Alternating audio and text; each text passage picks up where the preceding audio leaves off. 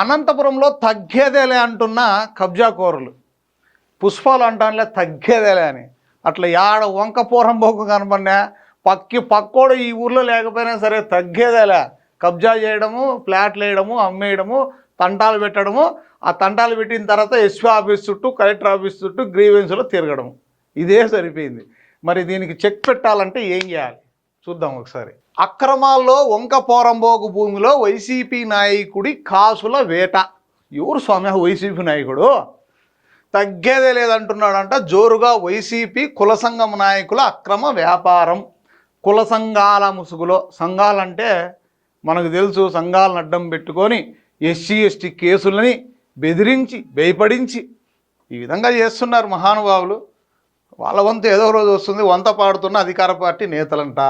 పేదల మాటున్న దందా, ప్లాట్ల లెక్కన విక్రయాలు, నిమ్మకు నీరెత్తినట్లు వ్యవహరిస్తున్న రెవెన్యూ యంత్రాంగం. వీళ్ళు మామూలే, వాళ్ళకి అన్నీ తెలుసు. తెలిసినా మనకేమో నాకేమన్నా వస్తే కదా అని వాళ్ళు అంతా అయిపోయిన తర్వాత రంగంలోకి దిగుతారు. అప్పుడు మళ్ళీ ఎవరు డబ్బులు ఇస్తే వాళ్ళకి పని చేస్తారు. ఇది కామన్. అధికారం లేకపోయినా అక్రమ దందాల్లో వైసీపీ నాయకులు ఏమాత్రం తగ్గడం లేదు. ఎవరినో ఒకరిని అడ్డం పెట్టుకొని చెలరేగిపోతున్నారు. అనంతపురం రూరల్ మండలం కురుగుంట గ్రామ పరిధిలోని ఓ సర్వే నెంబర్లోని వంక పోరంబోకు భూమిలో జరుగుతున్న వ్యవహారమే ఇందుకు నిదర్శనము.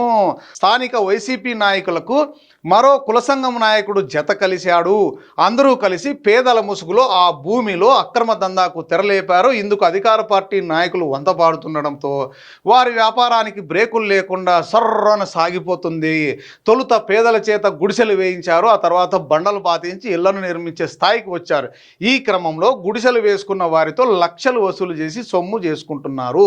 నగరానికి కూతవేటు దూరంలో ఇంత పెద్ద ఎత్తున అక్రమ వ్యాపారం సాగుతున్నా సంబంధిత అధికారులు నిమ్మకు నీరెత్తినట్లు వ్యవహరిస్తున్నారు. ప్రొటెక్షన్ అనుమతుల పేరిట కాలయాపన చేస్తున్నారు. ఇక్కడ నేను గమనించింది ఏంటంటే, ఎక్కడైనా కూడా వంకపోరంబోకులోనో గవర్నమెంట్ స్థలంలోనో టెన్షన్ బండలు వాస్తారు. ఆ తర్వాత చిన్న అలా గుడి చేస్తారు. ఆ తర్వాత మళ్ళీ రోంత షెడ్ వేస్తారు. ఆ తర్వాత ఇల్లు కడతారు. ఈ అధికారులకు తెలియదంటే అధికారులు వెళ్ళి, అయ్యా ఇవి వంకపోరంబోకు, దీనికి పట్టాలు రావు, అందరినీ ఒకసారి ఒక మీటింగ్ పెట్టుకొని మోసపోతున్నారు. ప్రతిసారి మొన్న లెక్చరర్స్ కాలనీ ఏరియాలో లక్షలాది రూపాయలు వసూలు చేశారు. లాస్ట్కు పోలీసులు వచ్చి మొత్తం ధ్వంసం చేశారు. ఆ వసూలు చేసుకున్న వ్యక్తి ఊరిడిసి పారిపోయారు. ఒక ఆమె జైలుకి వెళ్ళి మళ్ళీ బెయిల్ పైన వచ్చింది. కానీ పేదలు మరింత పేదలుగా మారుతున్నారనేదే మా బాధ. ఏదో విధంగా వాళ్ళకి మాయమాటలు చెప్తారు, మోసపోతూనే ఉన్నారంటే మరి అధికారులు కరెక్ట్గా వాళ్ళకి అవగాహన కల్పిస్తే మోసం జరుగుతుందా అంటే జరగదు. అధికారులు చెప్పరు. ఎందుకు?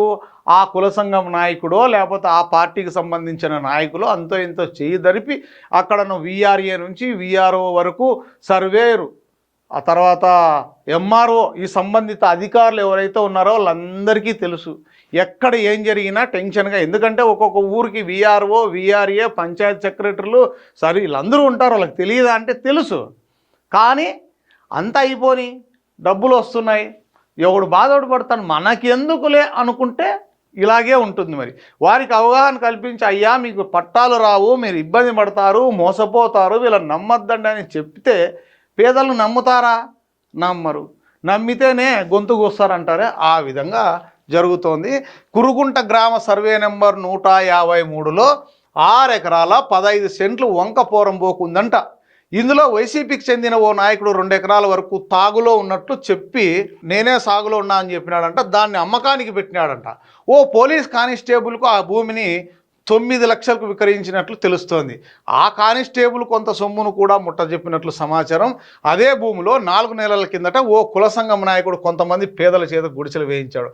దాదాపు 70 గుడిసెల వరకు వేయించారు. తద్వారా వైసీపీ నాయకుడితో బేరం కుదుర్చుకున్నాడు. గుడిసెలు వేసుకున్న వారిలో నెల రోజుల కిందట 40,000 చొప్పున వసూలు చేసినట్లు తెలిసింది. ఒక్కొక్క గుడిసెకు వసూలు చేసిన దానిలో 10 లక్షలకు పైగా వైసీపీ నాయకుడికి ముట్టజెప్పినట్లు ఆయా వర్గాల ద్వారా తెలిసింది.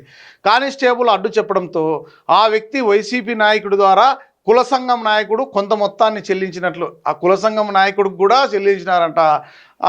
ప్రస్తుతం కుల సంఘం నాయకుడు అక్కడ లక్షలతో ప్లాట్లను విక్రయిస్తున్నట్లు ఆయా వర్గాలు గుసగుసలాడుతున్నాయి. 40,000కు పోయి లక్షల్లో వచ్చేసింది అనమాట. ఇప్పుడు చేతులు మారినాయి. కొంత భూమికి ఫెన్సింగు 2 ఎకరాలకు పైగా చదును చేసినారంట.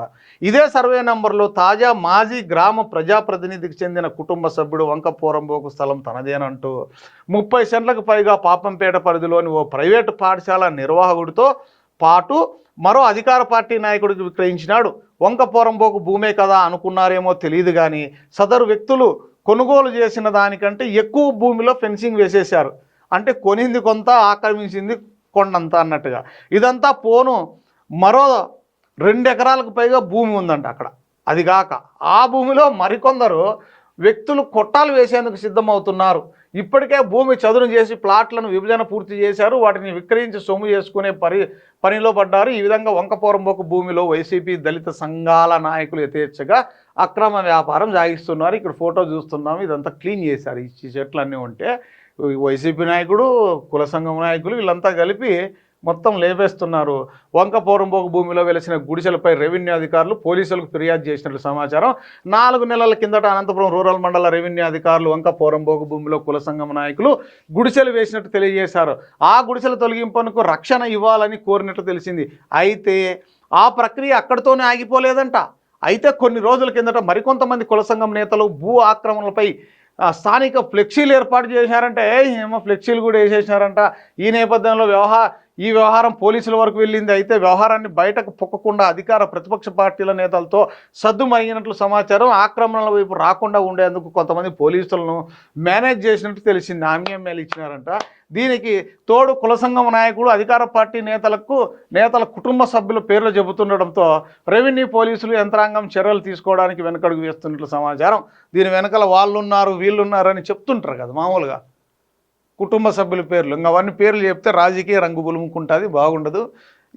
ఏది ఏమైనా మీరు కూడా రాజకీయ నాయకులు, ఎమ్మెల్యే కుటుంబ సభ్యులు, వాళ్ళ అన్నదమ్ములు, వాళ్ళ కొడుకులు ఎవరన్నా ఉంటే దీనిపైన జాగ్రత్తగా ఉండండి. ఎందుకంటే అటుపోయి ఇటుపోయి మీకు చుట్టుకొని రాజకీయ రంగు పులుముతారు.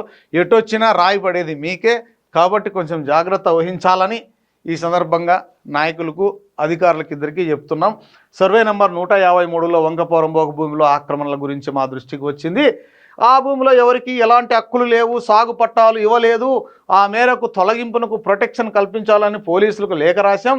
అయితే అనుమతులు రాలేదంట. మోహన్ కుమార్ తహసీల్దార్ అనంతపురం రూరల్ మండలం ఎంఆర్ఓ గారు చెప్పినారంట. పోలీసులకు లెటర్ రాసినాము. అయ్యా మేము ఒకరే పోతే అక్కడ మా మిందికి వస్తారు వాళ్ళందరూ, మీరు పోలీసులు వస్తే తొలగిస్తామని లెటర్ రాస్తే పోలీసుల నుంచి రెస్పాండ్ రాలేదంట. రెస్పాండ్ రాలేదంటే ఏముంది, దాని వెనకాల ఎవరో ఒకరు ఫోన్ చేసి నువ్వు పట్టించుకోవద్దని చెప్పింటారు.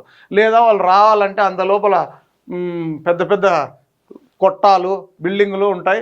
ఆ తర్వాత స్టేటస్కో తెస్తారు. ఏమనంటే స్టేటస్కో వచ్చింది, ఆ స్టేటస్కో తెచ్చే వరకు వెయిట్ చేస్తారు వీళ్ళే. ఐడియా ఇచ్చేది వీళ్ళే. మేము వస్తాం చూడప్ప, అంత లోపల నువ్వు కోర్టుకు పోయి ఓ స్టేటస్కో తెచ్చుకో. ఎవరన్నా మాలాంటి మీడియా వాళ్ళు పోయి ఏం సార్ ఆర్డీఓనో డిఆర్ఓనో లేకపోతే కలెక్టర్నో ఎవరినో అడిగితే ఎంఆర్ఓ సింపుల్గా చెప్తాడు, సార్ కోర్టులో స్టేటస్కో ఉంది సార్, దాన్ని ఇప్పుడు మనం ఏం చేయలేం సార్. అంతా అయిపోయి ఫస్ట్ వేసే వరకు ఊకే ఉంటారు. అప్పుడే తొలగిస్తే ఇప్పుడు అట్లా కాలుతుందంతే పడిపోయి కట్టల్ని ఇండ్లు కట్టే వరకు ఉంటే అప్పుడు స్టేటస్కో ఉంది అంటారు. నాటకాలు ఇవన్నీ. ప్రభుత్వ భూముల్ని దోషినోనికి దోసుకున్నంత, తిన్నోడు తిన్నంత. తిన్నోని పెన్లో ఏదో తిక్కోని పెన్లో తిన్నోడు ఏదో అంటారు చూడు, అట్లా ఈ ప్రభుత్వ భూములు ఆడుంటే ఆడ కొట్టేసినోడు కబ్జా చేసేది, లక్షలు సంపాదించేది, రౌడీయం గుండాయం చేసేది. మరి దీనిపైన నో కామెంట్. మీరేమైనా కామెంట్ చేస్తారో చేయండి.